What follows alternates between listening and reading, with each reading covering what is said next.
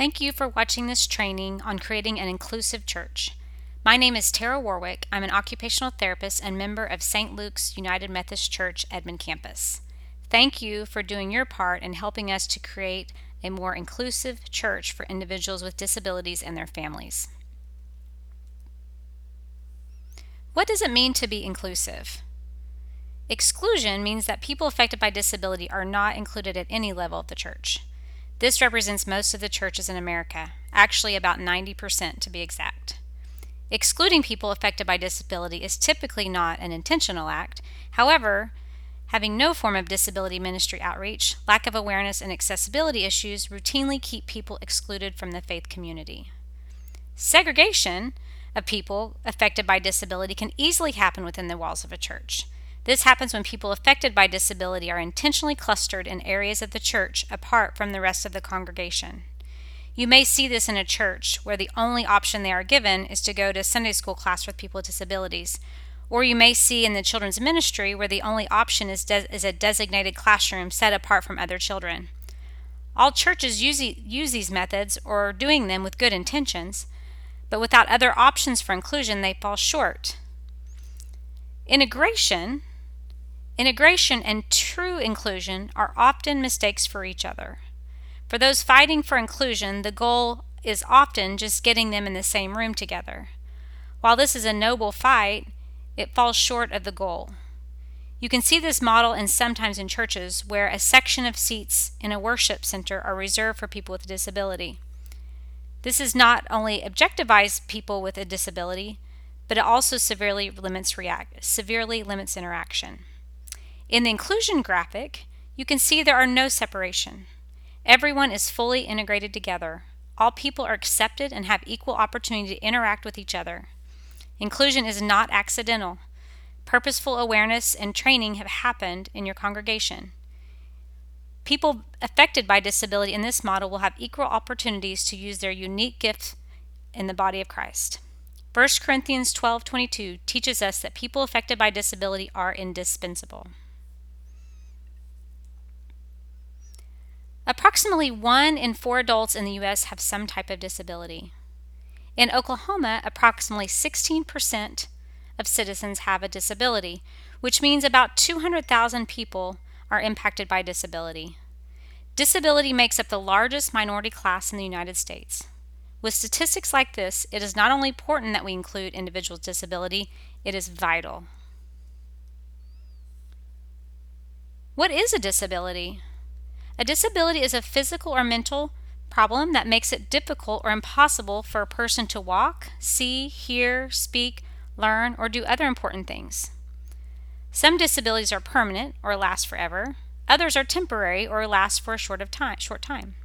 A disability can be something a person was born with, or it can be the result of an illness or an accident. Disabilities can affect people in many different ways, even when two people have the same disability. Some may be hidden, known as the invisible disability, and some you can see. Here are some examples of how disability can impact one's daily function: vision, hearing, thinking, learning, movement, mental health, remembering, communicating, social relationships. Some common names of disabilities that you might hear include autism, deafness, blindness, ADHD or attention deficit hyperactivity disorder, Down syndrome, cerebral palsy, Alzheimer's, stroke, learning disability. Some of these disabilities you can physically see, such as Down syndrome or cerebral palsy. Some of these disabilities are hidden, such as autism or ADHD. There's no physical characteristics of these disabilities. All the disabilities are based on behaviors you might see. So why does it matter? Families of children with disabilities have a huge amount of stress. Being a parent of a child with special needs can be exhausting for those families. It is 24 hours a day, 7 days a week, 365 days a year without a break. The current divorce rate in families who have children with disabilities is extremely high. Parents often feel lost in knowing how to help their child with a disability. The very place that many families try to come to fill their spiritual tank is the same place often that tells families they need to go somewhere else because they aren't equipped to handle their child with disabilities in their facility. Some families have been asked 4 to 5 times, have been asked to leave 4 to 5 different churches before they find one that's welcomed them. Some just give up.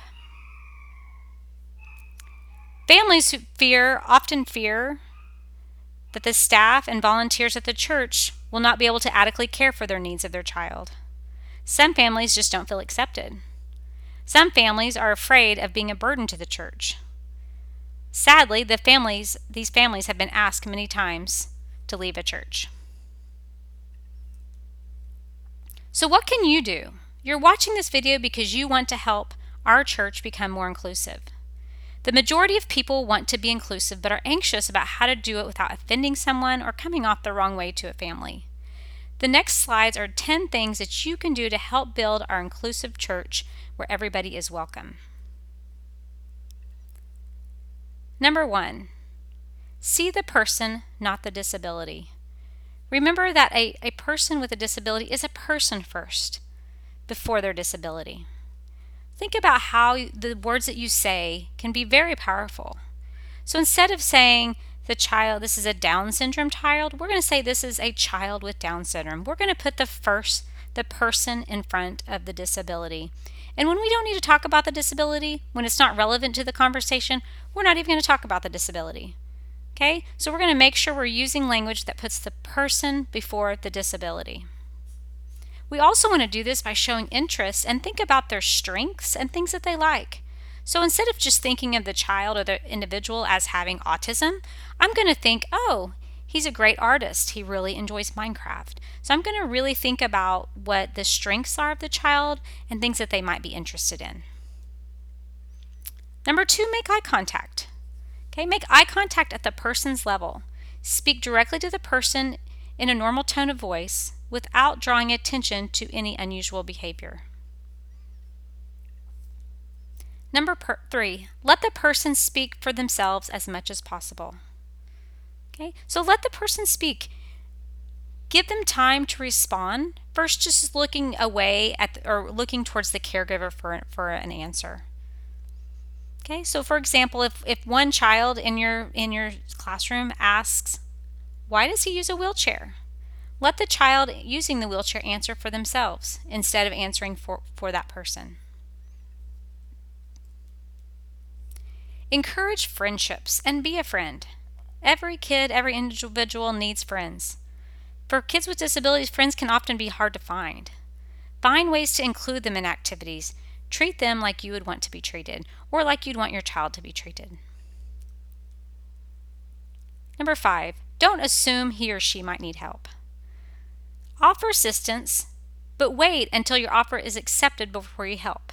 For example, ask an individual with a disability if he would like you to hold the door open for him, instead of assuming that he needs your help every single time. Number 6, be respectful of personal space and assistive devices.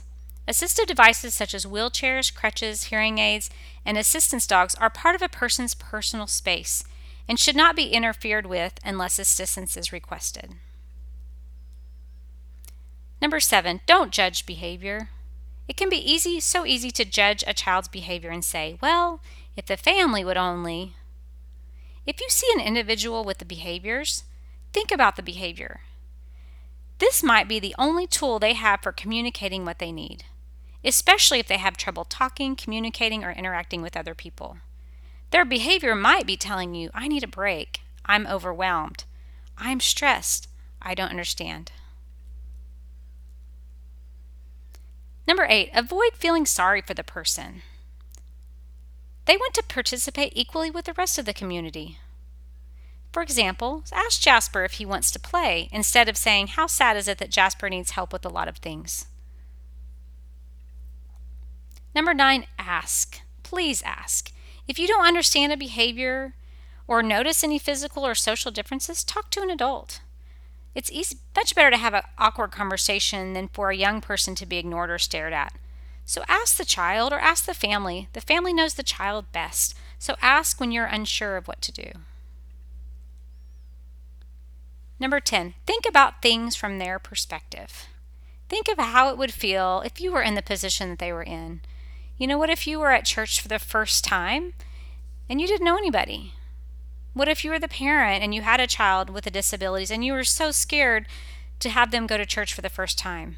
Or you'd been kicked out of several churches and you're giving it another try. How would you feel if you were in their position? Thank you for joining me on this training. I'm excited that you have taken this first step in helping us build an inclusive community. Here are a few more resources that you might enjoy watching to learn more about what you can do to help our church become more inclusive.